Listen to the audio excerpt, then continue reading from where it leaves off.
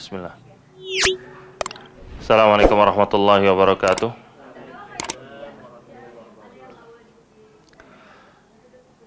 Innal hamdalillah nahmaduhu wa nasta'inuhu wa nastaghfiruh wa na'udzu billahi min shururi anfusina wa min sayyiati a'malina.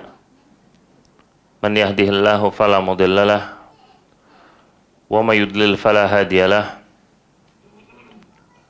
Asyhadu an la ilaha illallah wa asyhadu anna Muhammadan abduhu wa rasuluh. Qala Allah Ta'ala fil Qur'anil Karim, ya ayyuhalladzina amanu taqullaha haqqa tuqatih wa la tamutunna illa wa antum muslimun. Amma ba'd, fa inna khairal kalami kalamullah wa khairal hadi hadi Muhammadin sallallahu alaihi wa ala alihi wa sahbihi wa sallam. Wa syarrul umuri muhdatsatuha fa inna kulla muhdatsatin bid'ah wa kulla bid'atin dhalalah wa kulla dhalalatin finnar. Amma ba'd. Ikhwani wa akhwati fid din rahimani wa rahimakumullah. Saudara dan juga saudari seiman yang semoga selalu dirahmati oleh Allah Azza wa Jalla. Alhamdulillah kita bisa berjumpa di malam hari ini untuk kita bermajelis ilmu, untuk kita membahas ayat-ayat Allah dan juga hadis-hadis Nabi sallallahu alaihi wasallam, yang mana keduanya adalah sumber beragama kaum muslimin. Dari Al-Quran dan juga As-Sunnah kita ambil akidah kita ambil ibadah kita, dan kita ambil bagaimana kita berakhlakul karimah. Dan dari Al-Quran dan hadis kita pun mencari solusi dari setiap masalah yang kita temukan. Bagaimana ada orang yang memiliki masalah dalam kesehatan, ada yang memiliki masalah pada keluarganya, ada yang memiliki masalah dengan lingkungannya, ada yang memiliki masalah dengan rizkinya. Rizki adalah segala sesuatu yang kita butuhkan untuk mendapatkan hal-hal yang bermanfaat di atas muka bumi ini. Dan kata-kata rizki itu berulang kali disebutkan oleh Allah dalam Al-Quran dan juga disebutkan oleh Nabi di dalam hadisnya. Rizki adalah bagaimana kita itu memiliki kesehatan agar kita bisa beraktivitas. Rizki adalah bagaimana kita itu mendapatkan kekayaan, yang dengan itu kita bisa menunaikan nafkah kita, bisa menjalankan kehidupan dengan baik. Maka semua itu masuk dalam kategori rizki. Dan secara khusus yang akan kita bahas adalah rizki yang berarti harta. Harta itu memiliki kedudukan yang penting di dalam Islam. Dengan harta seorang bisa beribadah dengan sempurna. Orang yang tidak punya uang, dia tidak bisa kemudian sholat dengan kondisi sempurna, dengan pakaian yang menutup auratnya dia. Kemudian dengan harta seorang bisa menyambung tali silaturahmi. Dia bisa berkunjung ke orang tuanya, dia bisa berkunjung ke karib kerabatnya. Dengan harta dia bisa berangkat haji, dia bisa berangkat umroh. Dengan harta dia bisa menunaikan zakat. Dengan harta dia bisa membantu korban dari bencana alam. Dengan harta dia bisa membangun masjid. Dan banyak sekali amal ibadah memang membutuhkan harta untuk menjalankannya. Makanya keliru orang yang mengatakan harta itu tidak penting dalam Islam. Keliru orang yang mengatakan, jadilah kalian orang-orang miskin. Karena Nabi tidak pernah memerintahkan demikian. Lihatlah bagaimana Nabi SAW demi menjalankan syariat Islam, beliau membutuhkan harta. Abu Bakar As-Siddiq menjadi salah satu penyokong dakwah Nabi SAW. Selain dengan persahabatan beliau dan kesetiaan beliau, beliau juga membantu dengan harta. Masjid Nabawi yang kita ketahui, sebuah masjid yang sekali sholat di dalamnya sama dengan 1000 kali sholat di tempat yang lain. Ternyata pembelian tanahnya hampir 80% dari hartanya Abu Bakar. Berarti butuh dengan harta. Begitu pula Nabi SAW membutuhkan tanah kebun kurma yang ada di samping Masjid Nabawi untuk perluasan masjidnya. Maka Nabi menawarkan kepada para sahabat, lalu Utsman lah yang maju, kemudian membeli kebun tersebut khusus untuk perluasan Masjid Nabawi. Lalu Nabi SAW pernah membutuhkan perlengkapan untuk berperang di perang Tabuk. Maka Utsman lah yang kemudian maju. Lalu Utsman memberikan harta yang berlimpah, 1000 ekor unta beserta perlengkapannya. Sampai Nabi SAW saat itu memegang harta yang diberikan oleh Utsman dengan kedua tangannya. Kemudian beliau mengatakan, "Ma darra Utsman ma fa'ala ba'dal yaum. Ma darra Utsman ma fa'ala ba'dal yaum. Ma darra Utsman ma fa'ala ba'dal yaum." Tidak akan menyakiti Utsman apapun yang dia lakukan setelah hari ini. Tidak akan menyakiti Utsman apapun yang dia lakukan setelah hari ini. Tidak akan menyakiti Utsman apapun yang dia lakukan setelah hari ini. Sambil Nabi SAW memegang harta pemberian dari Utsman tersebut. Maka harta pun dibutuhkan untuk berjihad dan ibadah-ibadah yang lainnya. Ini salah satu bukti, salah satu dalil. Harta itu memiliki kedudukan yang penting dalam Islam. Maka dari itu, ikhwas kalian rahimani wa rahimakumullah, ketika harta ini adalah sebuah wasilah untuk bisa beribadah dengan sempurna, maka itulah menjadi tujuan tertinggi kita untuk kita itu mencari yang namanya harta. Semua celaan-celaan terhadap harta dan dunia di dalam Al-Quran dan hadis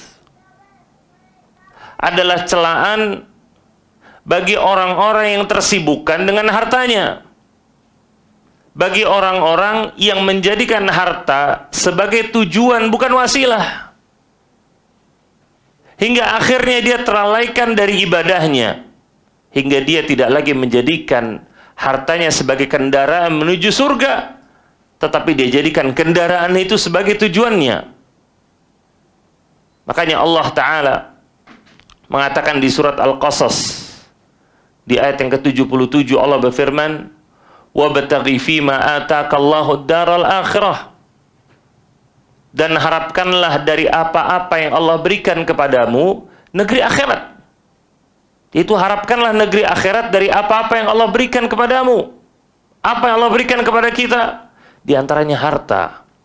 Allah perintahkan, pergunakan untuk mengejar negeri akhirat. Maka harta sebagai sebuah wasilah kendaraan. Kemudian Allah mengatakan, "Wala tansa nasibaka minad dunya." Jangan lupakan bagianmu di dunia. Dan ini kata para ulama, dalil diperbolehkannya kita itu menikmati sebagian dari dunia. Kemudian kata Allah, "Wa ahsin kama ahsanallahu ilaik." Dan berbuat baiklah sebagaimana Allah berbuat baik kepadamu. Ini perintah untuk kita memperbanyak amal soleh, untuk kita memperbanyak melakukan hal-hal yang sunnah. Kemudian kata Allah, "Wala tabghil fasada fil ard." Jangan kamu itu melakukan kerusakan di atas muka bumi ini.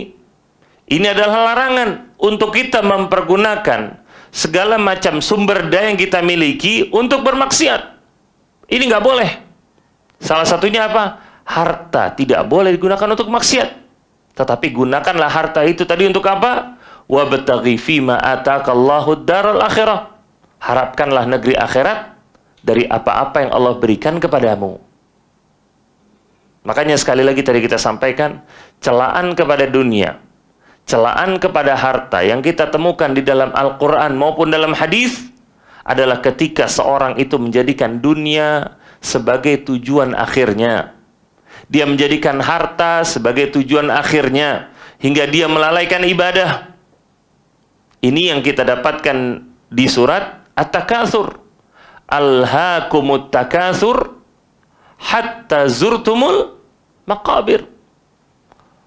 Allah katakan bahwa saya bermegah-megahan telah membuatmu lalai sampai kalian itu masuk ke dalam kuburan. Membuat lalai dari apa? Membuat lalai dari ibadah. Makanya Nabi SAW, beliau berdoa kepada Allah agar dunia tidak menjadi ambisi tertingginya.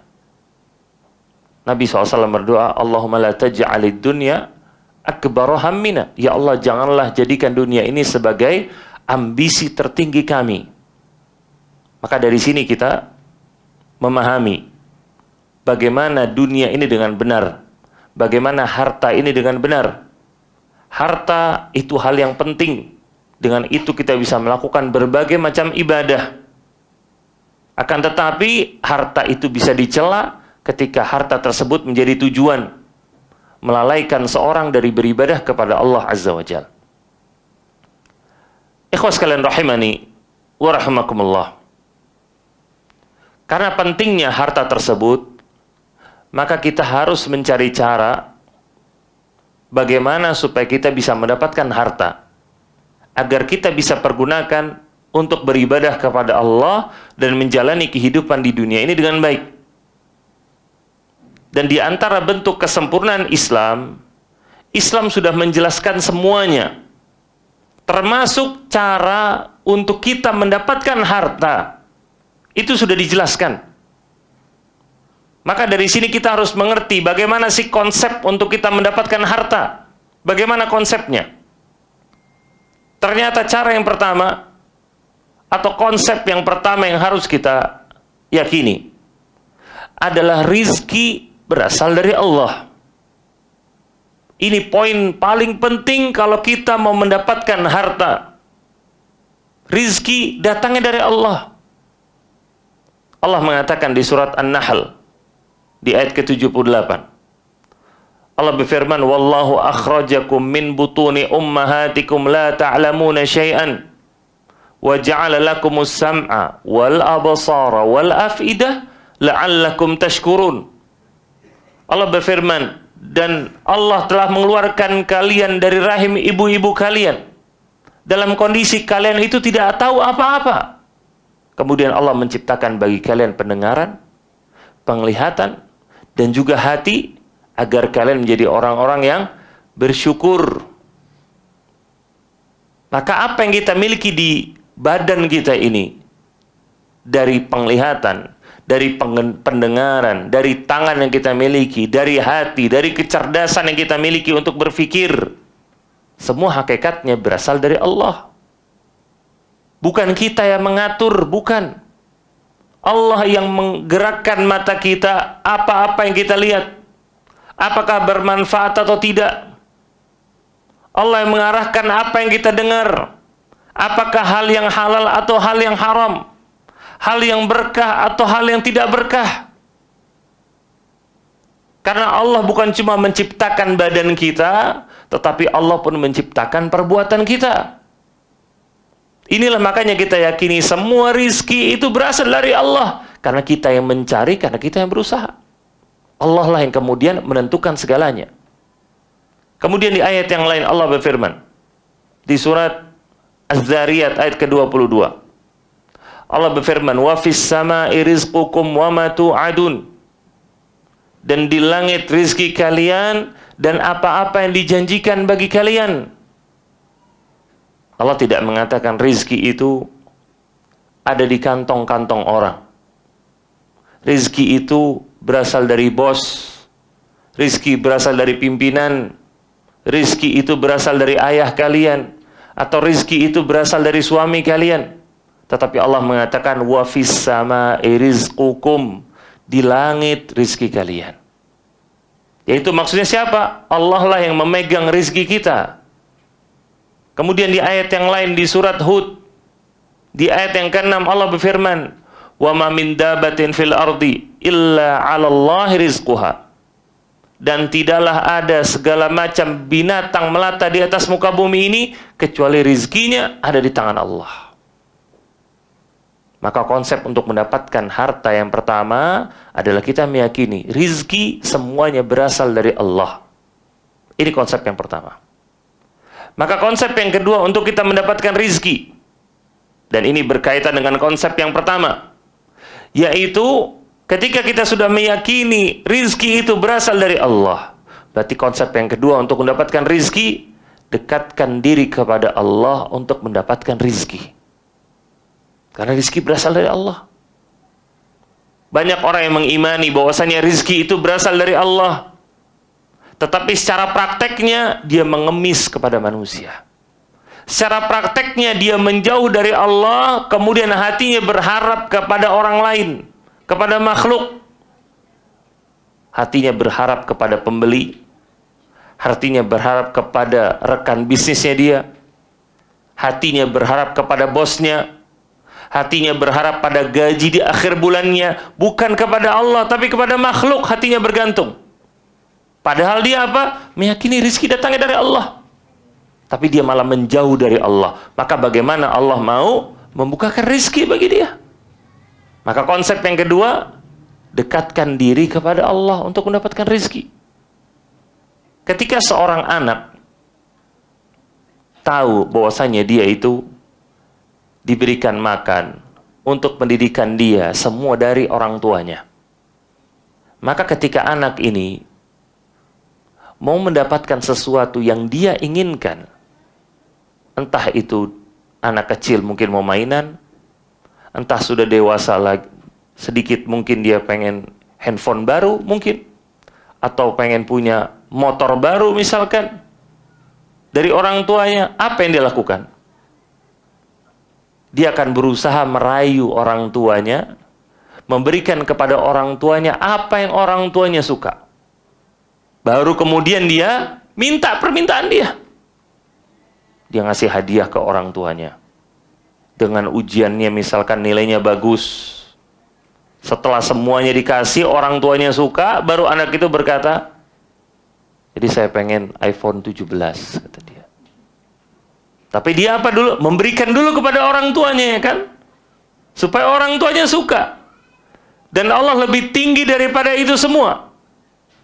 Maka kalau kita mau mendapatkan rizki dari Allah, berikan kepada Allah apa yang Allah cintai, apa yang Allah suka. Allah bakal bukakan rizkinya, dan akan Allah berikan keberkahannya.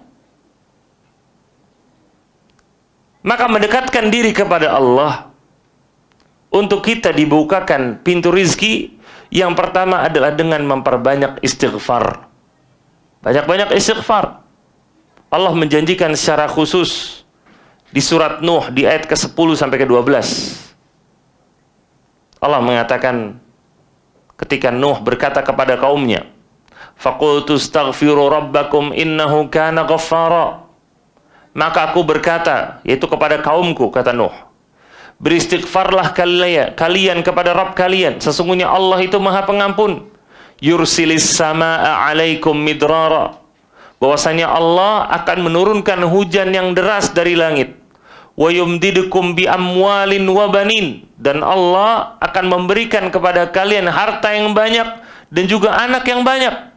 Wa yaj'al lakum jannatin wa yaj'al lakum anhara, Allah akan memberikan kepada kalian jannat, kebun-kebun, dan Allah akan memberikan kepada kalian sungai-sungai. Perhatikan di sini, Allah menjanjikan 4 hal. Allah menjanjikan 5 hal. Yang pertama adalah hujan yang deras. Yang kedua, harta yang banyak. Yang ketiga, anak yang banyak. Yang keempat, kebun yang banyak. Yang kelima, sungai yang banyak. 5 hal dijanjikan sama Allah. Dengan cuma satu perintah saja, dengan satu amalan saja. Apa itu? Istighfar. Nuh cuma memerintahkan kaumnya melakukan satu hal. Faqultu astaghfiru rabbakum.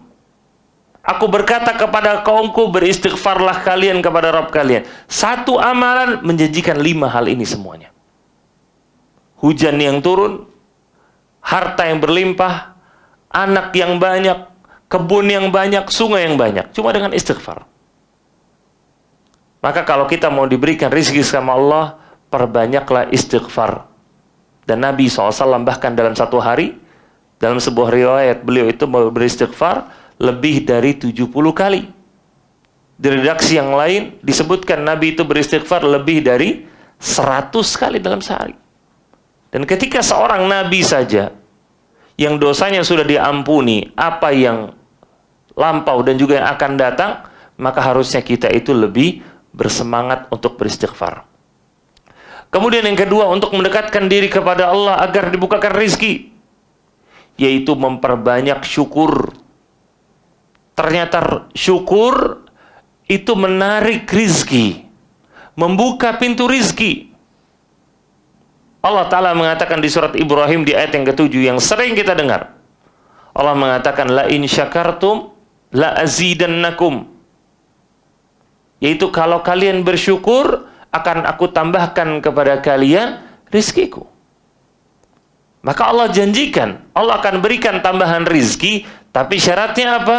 Bersyukur dulu dengan apa yang ada. Dan bersyukur dengan apa yang ada, yaitu bersyukur dengan rizki yang selama ini sudah menempel pada diri kita, yang sudah kita miliki. Itu bersyukur namanya. Dari apa yang Allah sudah berikan kepada kita, Allah berikan kepada kita kesehatan. Dengan kesehatan kita bisa beribadah dengan baik, dengan sempurna. Kita bisa sholat dengan berdiri. Lihat orang-orang yang sakit, sholatnya duduk. Dengan kesehatan kita bisa beraktivitas dengan baik. Kita bisa berangkat kerja. Kita bisa meeting. Kita bisa melakukan ini, bisa melakukan itu. Dengan apa? Dengan satu nikmat namanya kesehatan. Kemudian Allah berikan kepada kita nikmat keamanan. Keamanan yaitu ketika kita hidup tidak di bawah rasa takut. Ini nikmat besar. Lihat saudara-saudara kita di Palestina. Hidup di dalam zona peperangan di Gaza. Bagaimana mencekamnya kehidupan mereka. Mereka mau pergi ke masjid, masjidnya nggak ada. Kadang mereka pergi ke masjid, pulang ke rumah, rumahnya sudah nggak ada. Sudah habis dibom. Suara ledakan, suara pesawat tempur, itu sudah menjadi makanan mereka setiap hari. Hidup mereka di bawah ketakutan. Kita hidup di bawah ketenangan, alhamdulillah. Ini harus disyukuri kepada Allah. Lihat saudara-saudara kita di Sumatera sekarang. Di Sumatera Barat, di Medan, di Aceh yang sedang kena bencana sekarang. Mereka hidup tidak di bawah ketenangan. Mereka tidur susah. Rumahnya tertimbun dengan lumpur. Lumpurnya 5 meter. Bayangkan gimana bersihinnya. Mereka kemudian akses ke kota terputus. Mereka nggak bisa makan, mereka nggak bisa minum. Sebagian mereka minum dari air banjir. Itu kehidupan yang benar-benar sulit bagi mereka. Kita hidup tenang, tidur nyenyak, di atas kasur yang empuk, makan banyak sampai kenyang. Kemudian besoknya kita sedih, menangis gara-gara satu rizki saja tidak kita dapatkan. Maka bagaimana pintu rizki mau dibukakan sama Allah? Tidak ada syukurnya sama sekali. Itulah makanya syukur ini penting untuk kita lakukan setiap harinya. Nabi SAW mengajarkan kita sebuah doa untuk kita baca setiap penghujung sholat. Untuk kita membaca, Allahumma a'inni ala zikrika wa syukrika wa husni ibadatik. Ya Allah, tolonglah aku untuk selalu mengingatmu, bersyukur kepadamu, dan juga beribadah dengan baik kepadamu. Kemudian cara yang ketiga untuk mendekatkan diri kepada Allah agar dibukakan pintu rizki adalah untuk menjaga sholat yang 5 waktu dan juga untuk memperbanyak sholat-sholat sunnah. Allah dalam surat Taha di ayat ke-132 Allah mengatakan, wa'mur ahlaka bis salati wastabir 'alaiha la nas'aluka rizqan nahnu narzukuka wal 'aqibatu littaqwa. Allah katakan, dan perintahkanlah keluargamu untuk sholat, dan bersabarlah kamu ketika memerintahkannya. Kami tidak meminta rizki kepadamu, kami yang memberikan rizki kepadamu. Wal aqibatu littaqwa, dan balasan yang baik adalah bagi orang-orang yang bertakwa. Perhatikan di ayat ini, Allah mengkaitkan antara sholat dengan rizki. Allah katakan, perintahkan keluargamu untuk sholat dan sabar. Kami tidak minta rizki kepadamu, kami yang berikan. Berarti adanya keterikatan antara sholat dengan rizki.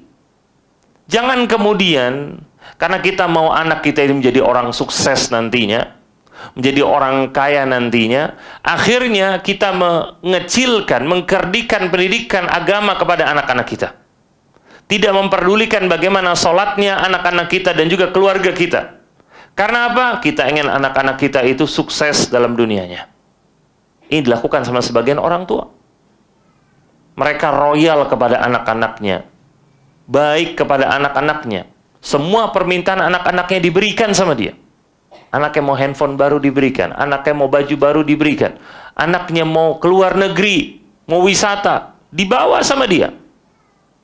Tapi anaknya terlambat sholat subuh, dibiarkan sama dia. Anaknya tidak menggunakan jilbab yang syar'i, putrinya, dibiarkan sama dia. Ini menunjukkan dia pengen memberikan kebahagiaan dunia kepada anaknya, tetapi tidak mau memberikan kebahagiaan akhirat kepada anaknya. Inilah terkadang makanya kemudian rizkinya itu disempitkan sama Allah, tidak diluaskan, karena tidak memperhatikan tentang masalah sholat. Kemudian yang berikutnya, di antara cara mendekatkan diri kepada Allah agar dibukakan pintu rizki adalah untuk menyambung tali silaturahmi. Dan ini yang sering sekali diulang-ulang. Nabi SAW mengatakan dalam sebuah hadis, man sarrahu an yubsatalahu fi rizqih aw yunsa'alahu fi atharih falyasil rahimah. Nabi SAW mengatakan, barang siapa yang suka, berkeinginan untuk dia itu dilapangkan rizkinya, dipanjangkan umurnya, maka hendaknya dia itu menyambung tali silaturahmi. Ini sebuah hadis yang mulia, menunjukkan salah satu cara supaya rezeki kita itu dibukakan sama Allah, maka sambung tali silaturahmi. Dan menyambung tali silaturahmi yaitu dengan kita itu rutin berkunjung kepada mereka, untuk kita mendahulukan kebutuhan mereka daripada kebutuhan orang-orang yang lain, untuk kita menjalin hubungan yang baik dengan mereka, untuk kita mengetahui siapa keluarga-keluarga kita. Itu namanya semuanya menyambung tali silaturahmi. Terkadang sebagian orang, karena dia sudah menikah, dia punya anak-anak, maka dia mengecilkan hubungannya hanya kepada keluarga kecilnya saja. Dia nggak memperdulikan lagi siapa pamannya, dia nggak memperdulikan lagi bagaimana kondisi bibinya, dia nggak tahu sepupunya ada di mana, dia nggak peduli bagaimana saudara-saudara dari bapaknya, saudara-saudara dari kakeknya atau neneknya, dia nggak peduli sama sekali. Yang penting apa? Keluarga saya aman. Maka ini diantara sebab rizki itu disempitkan sama Allah. Kenapa? Dia nggak peduli dengan orang-orang sekitar. Dia nggak peduli dengan karib kerabatnya. Allah dalam Al-Quran memerintahkan secara khusus kepada kita. Kata Allah, wa ati dzal qurba haqqahu, kata Allah. Berikanlah kepada karib kerabat haknya.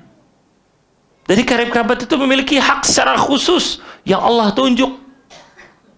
Makanya ini adalah poin yang penting untuk selalu kita perhatikan. Dan bahkan sampai Nabi SAW dalam sebuah hadis, beliau itu menjelaskan, laisal wasilu bil mukafi, bukanlah orang yang menyambung tali silaturahmi itu orang yang sekedar balas jasa.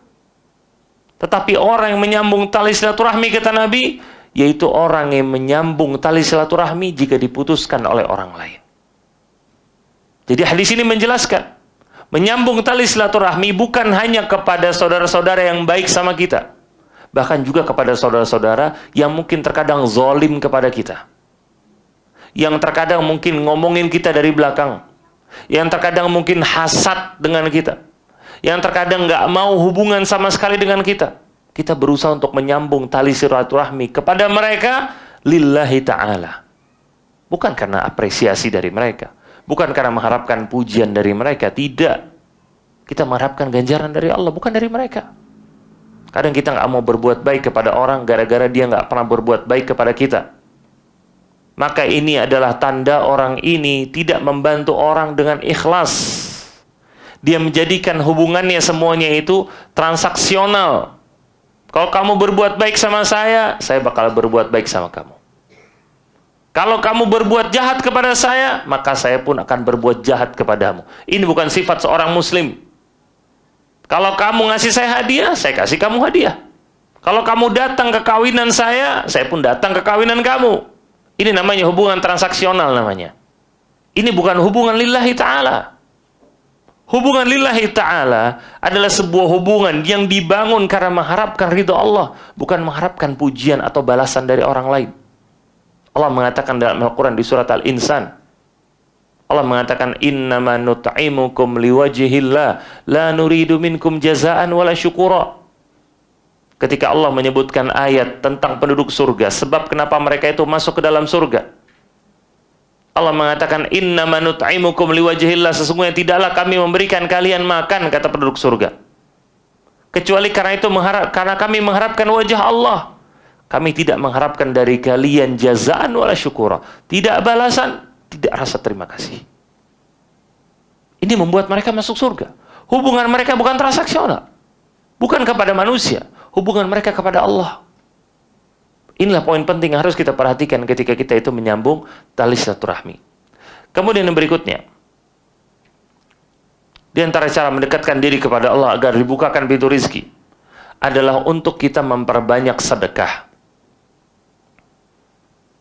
Terkadang seorang itu dengan hitungan matematikanya, dia berpikir, gimana caranya?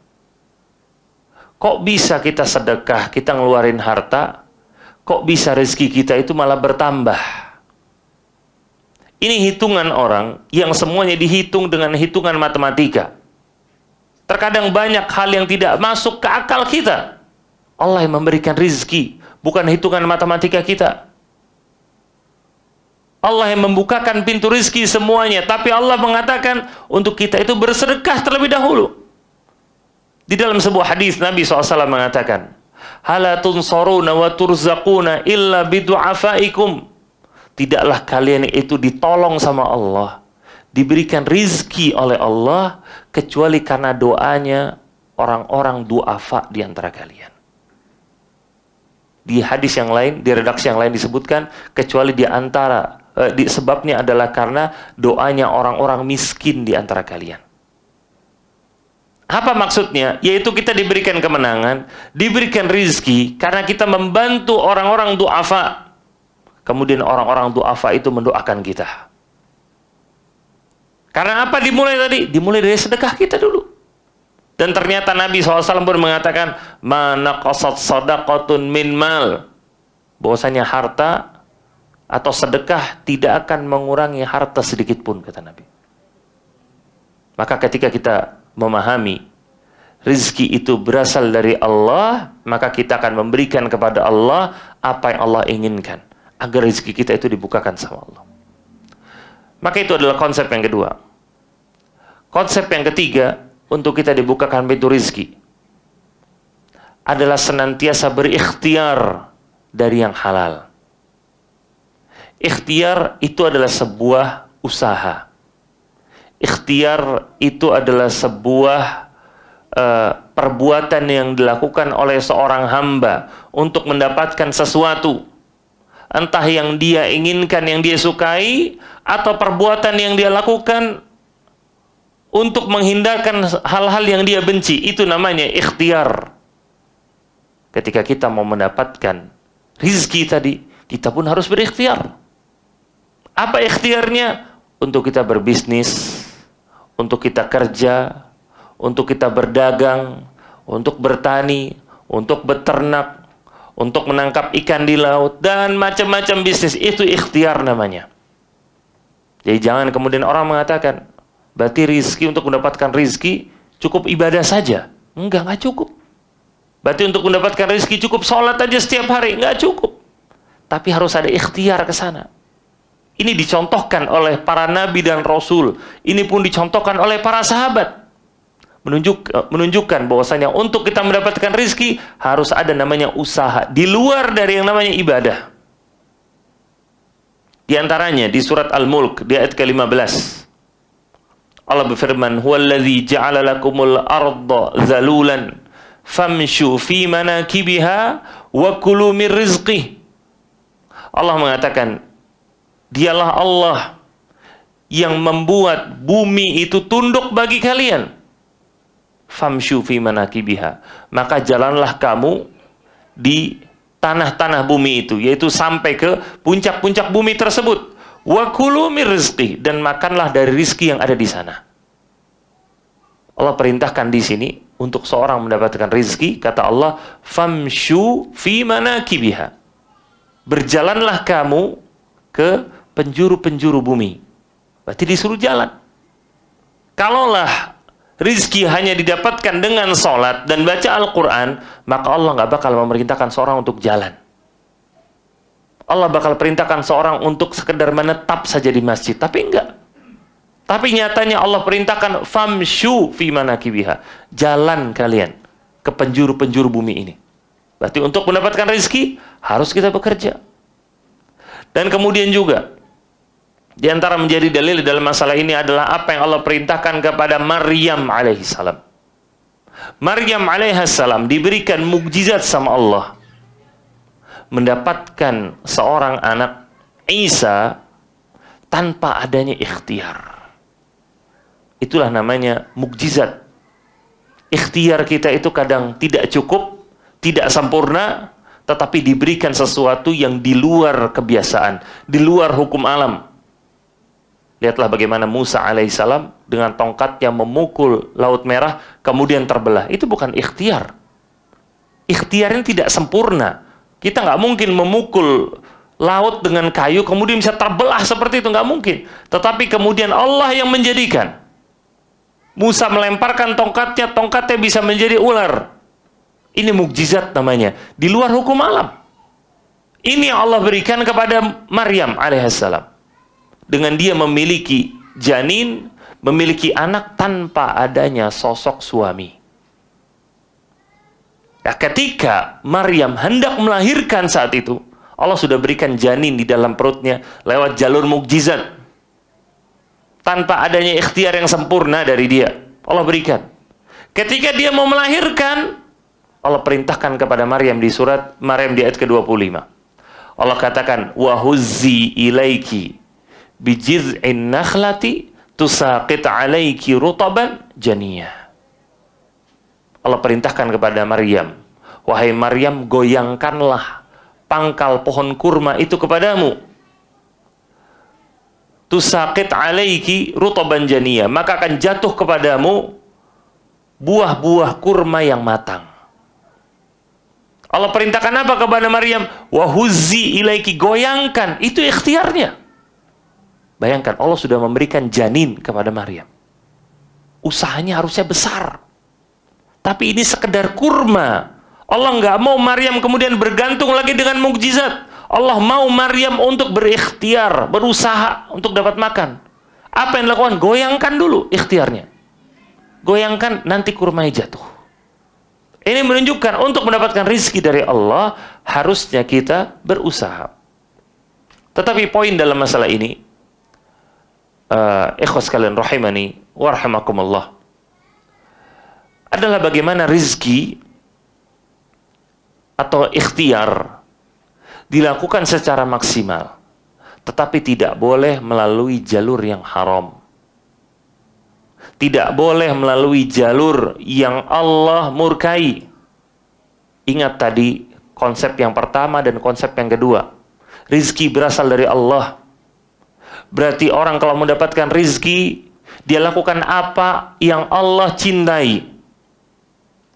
Ketika dia malah kemudian melakukan apa yang Allah benci, itulah menjadi penyebab Allah tidak membukakan kepadanya pintu rizki. Atau Allah bukakan pintu rizki bagi dia, tetapi keberkahannya dicabut sama Allah. ketika keberkahan dari rizki itu dicabut, maka harta tersebut tidak akan bermanfaat. Tetapi harta tersebut akan kembali menyakiti orang yang memiliki harta itu. Makanya Allah mengatakan di surat Ali Imran tentang orang-orang kafir. Allah mengatakan wala yahsabannal ladzina kafaru annama numli lahum khairul li anfusihim. Jangan sekali-sekali orang-orang kafir itu menyangka bahwasanya kami berikan kepada mereka harta yang berlimpah, berarti itu kebaikan buat mereka. Innama numli lahum liyazdadu isma, kata Allah. Sesungguhnya kami berikan kepada mereka harta yang berlimpah agar dosa mereka pun tambah berlimpah. Perhatikan di sini, pintu rizkinya dibukakan sama Allah, hartanya dibukakan sama Allah, tapi keberkahannya dicabut. Gak bermanfaat harta tersebut buat mereka. Ini hasil ketika apa? Ketika ikhtiar tidak dari yang halal, tetapi ikhtiar itu dari yang haram, maka keberkahannya itu dicabut. Dan ketika ikhtiar dari yang haram, mendapatkan usaha, hasil dari usahanya dari yang haram, bukan cuma tidak berkah, tetapi ibadah pun akan ditolak sama Allah. Di dalam sebuah hadis Nabi SAW diceritakan ada seorang laki-laki yang ash'atha aghbar yamuddu yadaihi ila sama. Ada seorang, Nabi SAW menjumpai seseorang yang rambutnya acak-acakan, mukanya itu berdebu, kemudian dia mengangkat tangannya ke langit, lalu dia mengatakan ya Rabbi, wahai Allah, Rabbku, Rabbku. Kemudian Nabi SAW mengatakan, wa mat'amuhu haram, dia makan dari yang haram. Wa mashrabuhu haram, dia minum dari yang haram. Wa malbasuhu haram, pakaiannya dari yang haram. Wa ghudhiya bil haram, gizi yang di badannya berasal dari yang haram. Fa anna yustajabulah, maka gimana doanya mau dijabah sama Allah? Berarti menunjukkan pendapatan dari yang haram itu berpengaruh terhadap ibadah kita. Di antaranya berpengaruh terhadap doanya kita dijabah atau tidak. Maksiat yang dilakukan itu memiliki efek, memiliki pengaruh, doanya nggak dijabah sama Allah. Ketika dia sakit, dia berdoa, nggak diberikan kesembuhan sama Allah. Ketika dia itu terlilit hutang, tidak dibebaskan dia dari hutangnya. Ketika dia memiliki masalah, Allah tidak damaikan dia kepada teman-temannya. Gara-gara apa? Dosa yang terus dia lakukan. Makanya hati-hati. Setiap dosa, setiap maksiat, itu akan ada pengaruhnya, akan ada efeknya. Makanya hendaknya kita untuk mengutamakan keberkahan, bukan sekedar mengutamakan profit atau keuntungan. Terkadang sebagian orang mengambil dari yang haram karena dia itu mengutamakan kuantitas, tidak mengutamakan kualitas dari harta. Maka dia akan cari harta sebanyak mungkin, walaupun itu dari yang haram. Maka tidak boleh orang seperti itu. Tapi dia mendahulukan kualitasnya. Dia dapatkan yang sedikit, yang penting halal. Karena ketika harta itu halal, harta itu akan berkah, harta itu akan bermanfaat nantinya. Nabi SAW dalam sebuah hadis, beliau bersabda, ayul kasbi atyabu, qal amalur rajuli biyadihi wa kullu bay'in mabrur. Ketika seorang pernah bertanya kepada Nabi SAW, pendapatan apa yang terbaik? Maka Nabi SAW menjawab, amalur rajuli biyadihi, yaitu pekerjaan seorang dengan tangannya sendiri, wa kullu bay'in mabrur, dan setiap jual beli itu akan diberikan keberkahan sama Allah, tidak akan merugi. Asalkan apa? Tidak dilakukan dengan jalan yang haram. Kemudian dalam hadis yang lain disebutkan, wal qalilu minal halal yubarak fihi wal haramul katsir yadhhabu wa yamhuquhu Allah taala. Dalam sebuah asar disebutkan, yang sedikit dari yang halal itu akan diberikan keberkahan di dalamnya. Adapun yang haram dan juga banyak, yadhhabu, dia itu akan pergi dan mendatangkan kemurkaan dari Allah Ta'ala.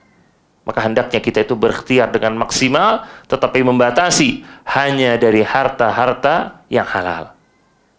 Kemudian yang berikutnya, konsep kita untuk mendapatkan rizki. Yang keempat adalah hasil itu ditentukan oleh Allah, bukan ditentukan oleh kerja keras. Ketika kita meyakini rizki itu berasal dari Allah, maka Allah yang menentukan segalanya. Bukan kecerdasan kita, bukan pendapat dari netizen, bukan pembelian dari konsumen, bukan dari pekerjaan kita bagus atau jelek, tetapi yang menentukan di akhirnya adalah Allah Azza wa Jalla. Allah mengatakan di surat Al-A'raf di ayat ke-34, Allah berfirman, "Walikulli ummatin ajal, fa idza jaa ajaluhum la yastakhiruna sa'atan wa la yastaqdimun." Dan setiap umat itu ada batas waktunya. Maka ketika datang ajalnya mereka, mereka tidak bisa mengakhirkan walaupun sejenak dan tidak bisa mempercepatnya, nggak bisa. Allah mengatakan di sini apa? Walikulli ummatin ajal. Setiap umat itu ada batas waktunya, termasuk dalam masalah rizkinya. Sudah ditentukan sama Allah. Kalaupun seorang itu berusaha dalam sehari dengan kerja keras, tetapi yang Allah tentukan, dia hanya mendapatkan sebagian dari uang itu, maka betapa besarnya usaha dia, yang dia dapatkan hanya itu saja. Dan kalaupun dia itu tidak berusaha dengan maksimal, tetapi Allah janjikan kepada dia harta yang banyak, keuntungan yang banyak, maka dia akan mendapatkan keuntungan yang banyak tersebut, walaupun ikhtiarnya tidak maksimal. Menunjukkan semua hasil itu ditentukan oleh Allah. Di dalam sebuah hadis disebutkan, Nabi bersabda, "Inna ahadakum yujma'u khalqu fi batni ummihi arba'ina yawman." Bahwasanya kalian itu dikumpulkan penciptaannya di dalam rahim ibunya selama 40 hari. Summa yakunu 'alaqatan. Setelah 40 hari dia menjadi segumpal darah. Summa yakunu mudghatan mithla dzalik. Setelah 40 hari lagi dia menjadi segumpal daging. Summa yursilullahu ta'ala ilaihil malak. Kemudian 40 hari kemudian Allah mengutus malaikat, fayanfukhu fihi ruh, untuk meniupkan kepada janin tersebut ruh. Wa yu'maru bi arba'i kalimat, dan diperintahkan untuk dituliskan 4 hal. Apa yang pertama kata Nabi SAW? Rizquhu, rizkinya dituliskan. Yang kedua, wa ajaluhu, ajalnya dia dituliskan. Yang ketiga, wa amaluhu, amalnya dia. Kemudian yang keempat, wa syaqiyun au sa'id, dia ini bakal hidup menderita atau bakal hidup bahagia. Dituliskan ketika seorang itu berada di janinnya. Ini luar biasa. Jadi rizki kita itu semua sudah dicatatkan sama Allah. Dan ini sebuah pelajaran, sebuah faedah di sini. Bagaimana setelah 120 hari Allah itu sudah meniupkan ruh kepada janin. Makanya para ulama mereka sepakat mengatakan tidak boleh menggugurkan bayi setelah 120 hari. Tidak boleh. Kenapa? Karena sudah ditiupkan ruh. Dia sudah menjadi manusia yang sempurna di situ.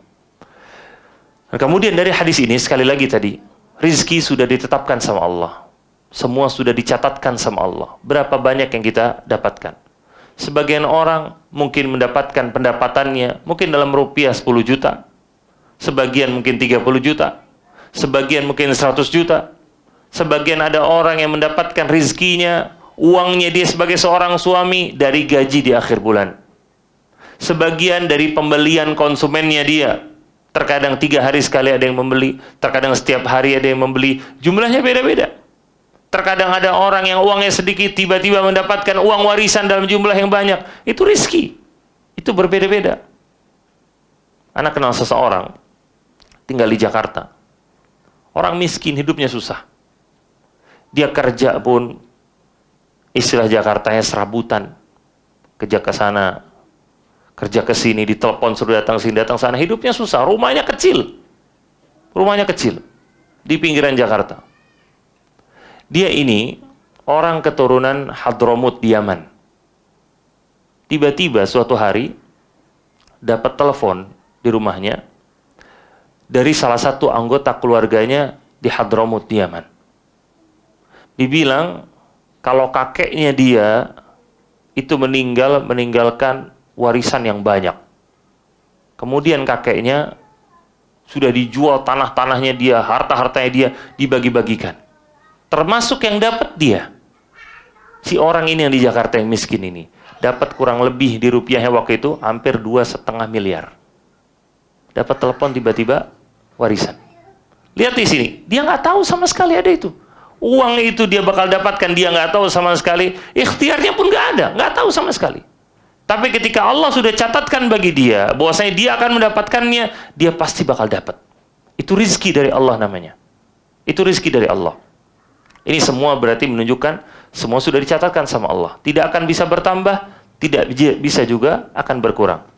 Bahkan dalam sebuah hadis disebutkan bagaimana seorang itu tidak akan wafat, kecuali sampai rizkinya itu lengkap. Rizkinya itu sempurna. Dalam sebuah kisah diceritakan, kurang lebih 20 tahun yang lalu, ada seorang bapak yang koma. Tahu koma ya? Sini ya. Dia kecelakaan, kemudian masuk rumah sakit, umurnya kurang lebih 50 tahun lebih. Masuk rumah sakit. Kalau nggak salah itu koma hampir 4 bulan. Ketika dia bangun, tiba-tiba terbangun, hal pertama yang dia ucapkan, es krim. Hal pertama yang dia ucapkan, es krim. Keluarganya senang sama dia, kemudian langsung turun ke minimarket, kemudian membelikan es krim buat orang itu. Si bapak ini dikasih es krim, makan dia es krim itu. Habis dia makan es krim, setengah jam kemudian meninggal bapak ini. Bayangkan, 3-4 bulan dia koma, bangun minta es krim, dikasih makan es krim, gak lama bisa meninggal. Dia tidak meninggal kecuali rizkinya itu harus sempurna dulu. Dia selama ini koma, gara-gara rizkinya belum sempurna. Ada satu rizki yang belum masuk ke mulutnya dia. Apa? Es krim. Itu rizki namanya. Memang Allah sudah catatkan bagi diri dia. Ikhwas sekalian rahimani wa rahmakumullah. Dan kemudian ada sebuah perkataan yang menyimpang dalam masalah ini ketika seorang itu meyakini dengan mengatakan kerja keras tidak akan mengkhianati hasil, katanya. Kerja keras tidak akan mengkhianati hasil. Ini sebuah perkataan yang menyimpang. Kenapa? Karena yang menentukan semuanya itu Allah, bukan kerja keras. Kerja keras itu usaha, ikhtiar. Apakah kita berpikir orang-orang yang hidupnya susah itu karena mereka kurang bekerja keras? Apakah kita itu berpikir semua orang yang berhasil dalam hidupnya karena mereka kerja keras? Belum tentu. Belum tentu. Anak kenal orang tukang bakso. Tiap hari jam 3 pagi dia pergi ke pasar. Pasarnya dari rumah dia itu 45 menit pakai motor. Tiap hari ke pasar 45 menit, dia beli daging, dia beli peralatan buat bikin baksonya. Dia pulang ke rumah, sampai rumah subuh dia bikin baksonya dia. Jam 7:30 pagi dia keliling. Dia keliling. Suaminya itu keliling dengan gerobak baksonya dia. Istrinya buka warung bakso di rumahnya. Suaminya ini pulang ke rumah jam 9:30, jam 10 malam baru pulang ke rumah. Jam 9:30, jam 10 malam baru pulang ke rumah. Setiap hari. Nanti jam 3 pagi dia berangkat lagi ke pasar. Setiap hari seperti itu. Tapi hidupnya mereka susah sampai sekarang. Kesian. Mana yang katanya kerja keras tidak akan mengkhianati hasil? Toh rizkinya seperti itu. Maka itu perkataan yang menyimpang. Kemudian ternyata kita lihat juga ada orang-orang yang mau memulai bisnis. Mereka orang-orang yang ahli. Mereka bikin bisnis plan-nya, marketing plan-nya, modalnya semua lengkap. Dengan BA-nya, brand ambassador-nya, semua lengkap, sudah ada semuanya. Dia sudah tahu market bisnisnya mau dijualkan kemana, sudah di-riset semuanya. Rapih semua. Ditawarkan semua jualannya dia lakukan bisnisnya dia, gagal. Bangkrut. Ada seperti ini? Banyak. Bisnis-bisnis dengan modal-modal yang besar, bangkrut juga, tutup juga. Menunjukkan apa? Rizki di tangan Allah. Apakah mereka kurang kerja kerasnya? Oh, mereka sudah tenaga ahli semua, modal lengkap semua dengan rapi, dengan meeting berkali-kali. Gagal juga. Menunjukkan sekali lagi, hasil itu di tangan Allah, bukan di tangan kerja keras, bukan. Kerja keras itu hanyalah untuk menunaikan kewajiban kita sebagai seorang manusia. Adapun hasilnya ditentukan sama Allah. Itulah namanya, butuhnya seorang untuk apa? Tawakal namanya. Di dalam sebuah hadis yang terkenal, Nabi SAW mengatakan, "Lau tatawakkaluna 'alallahi haqqa tawakkuli, la razaqakum kama yarzuqut tayr, taqdu khimasan wa taruhu bitana."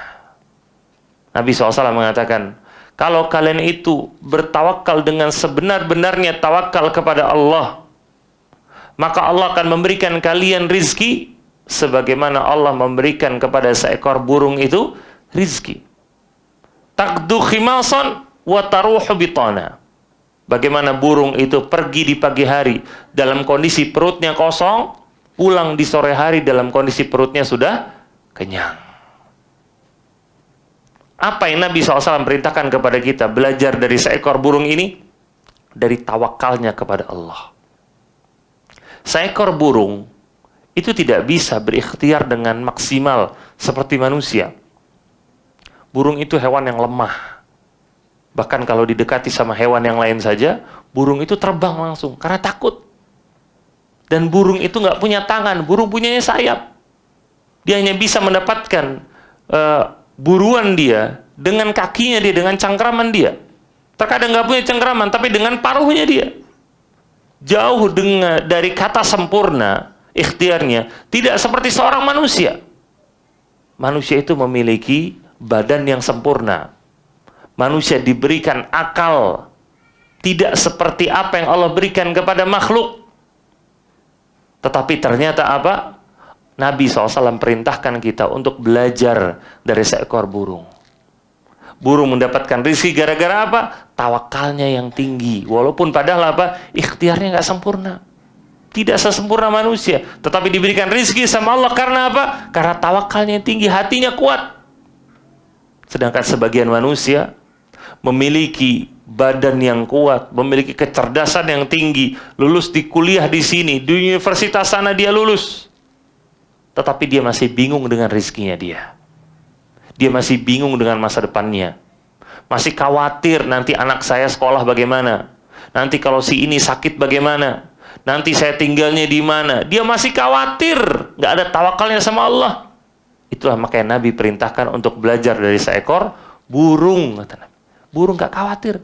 Dia keluar di pagi hari dalam kondisi perut kosong. Pulang di sore hari dalam kondisi perutnya kenyang.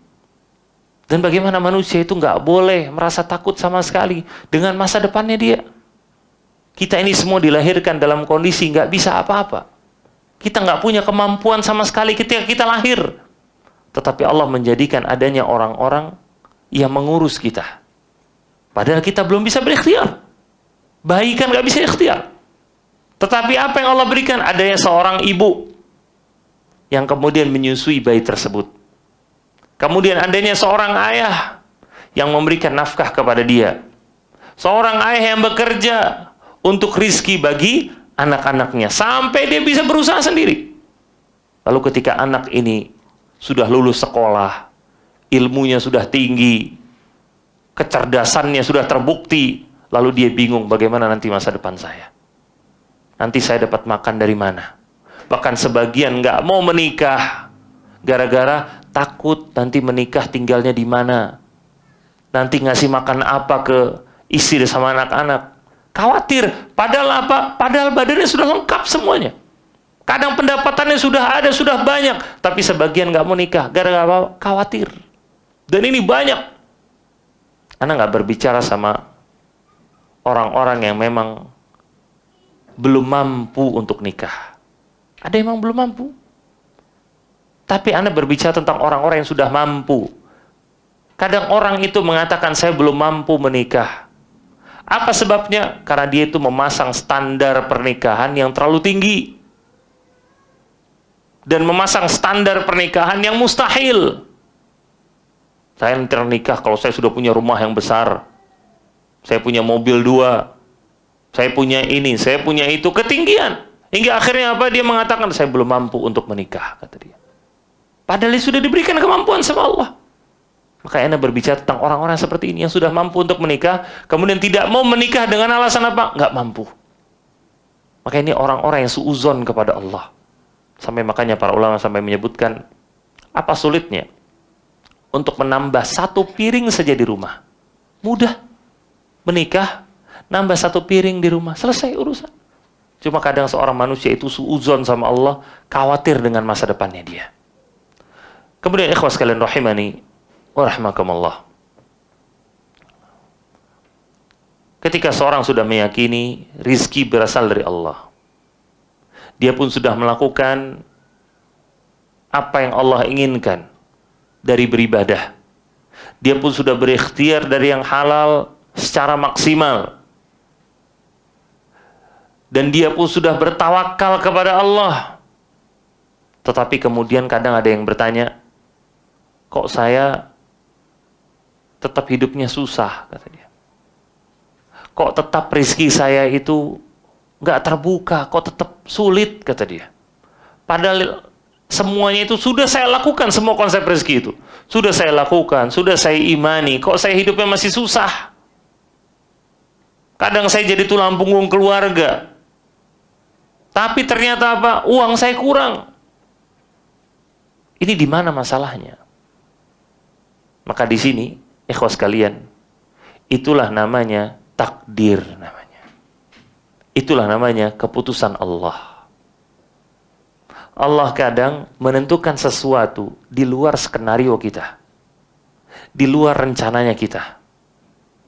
Sebuah skenario, sebuah rencana yang jauh lebih baik daripada apa yang kita rencanakan. Nabi SAW itu disebutkan oleh Allah dalam Al-Quran. Kutiba alaikumul qital wa huwa kurhul lakum. Diwajibkan bagi kalian untuk berperang, padahal itu dibenci oleh kalian.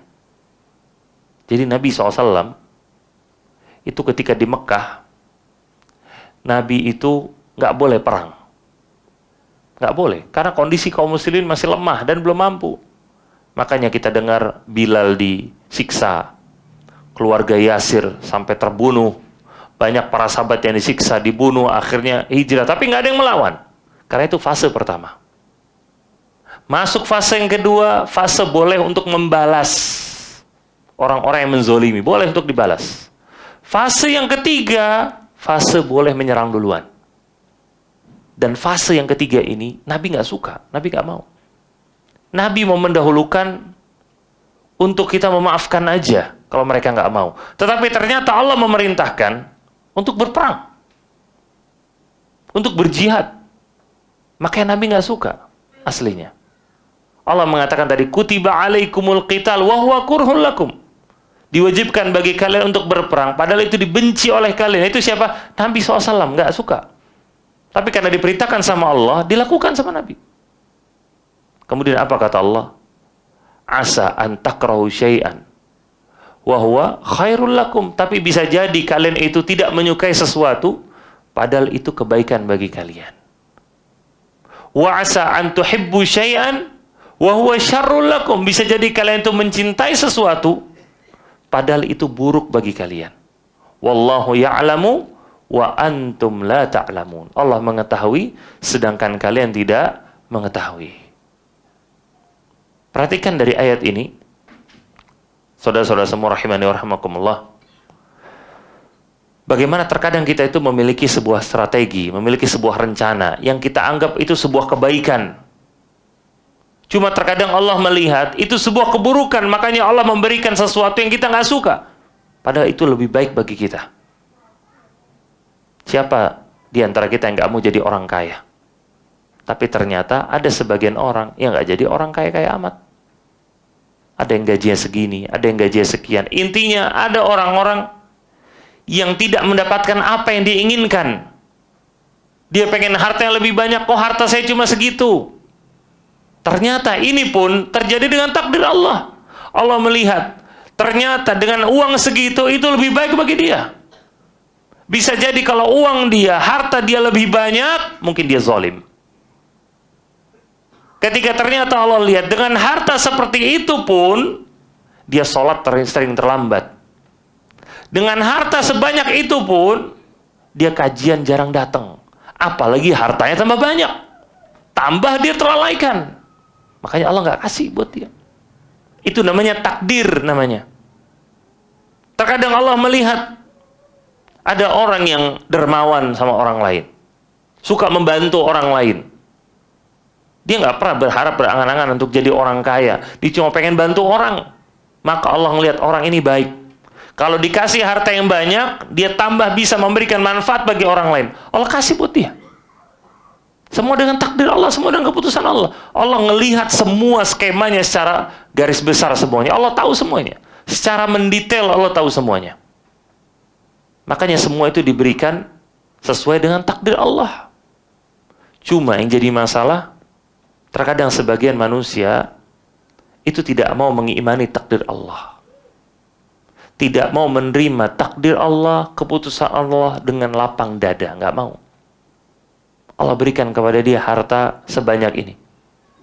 Dia nggak ridho. Kenapa harta saya seperti ini? Kenapa harta saya nggak lebih banyak? Dia ngelihat teman dia di kantor naik jabatannya. Padahal dia ngelihat, saya duluan masuk kantor situ. Saya pun lebih rajin. Kok malah dia yang naik jabatan, saya enggak. Padahal itu pun terjadi dengan takdir Allah semuanya. Akhirnya dia murka kepada Allah. Sebagian dari mereka murka dengan takdir ini sampai taraf tidak mau beribadah lagi. Gak mau sholat lagi. Gak mau baca Al-Quran lagi. Banyak di antara mereka. Kenapa? Kata mereka sakit hati sama Allah. Subhanallah.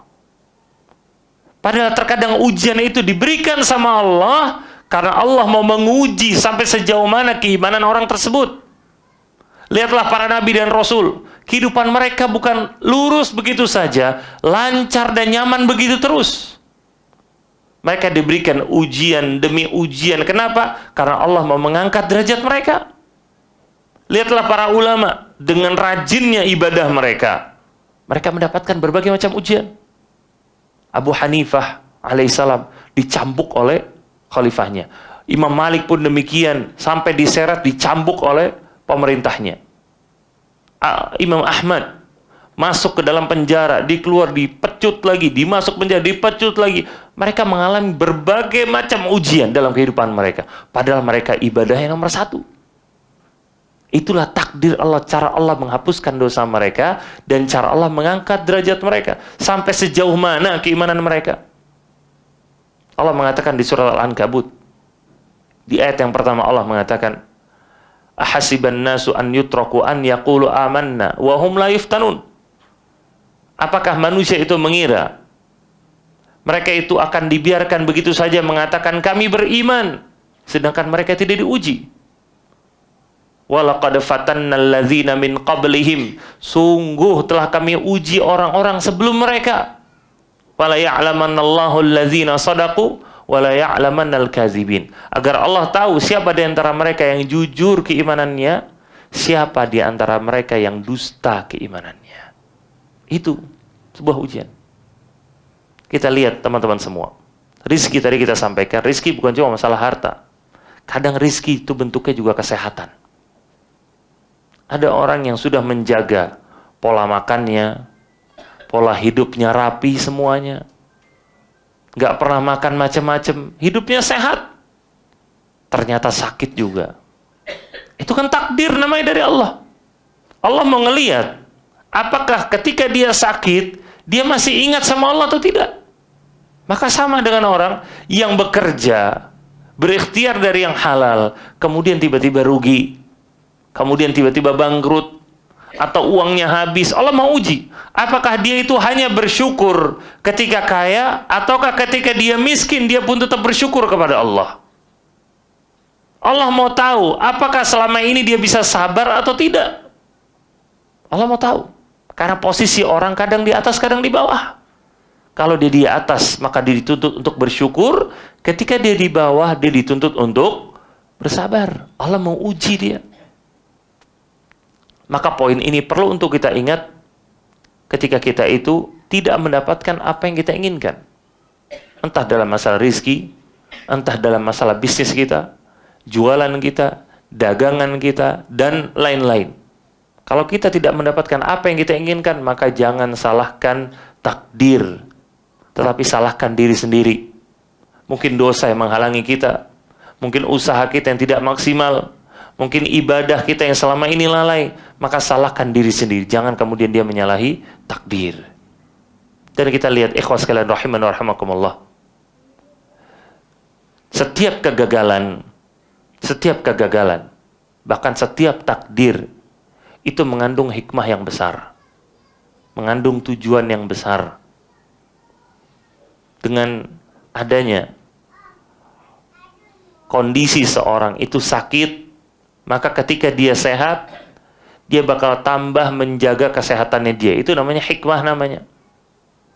Dengan ketika seorang itu sakit, dia bisa beribadah tepat waktu, dia bisa banyak beristighfar, dia bisa banyak berzikir dengan jumlah yang tidak pernah dia ucapkan ketika dia sehat.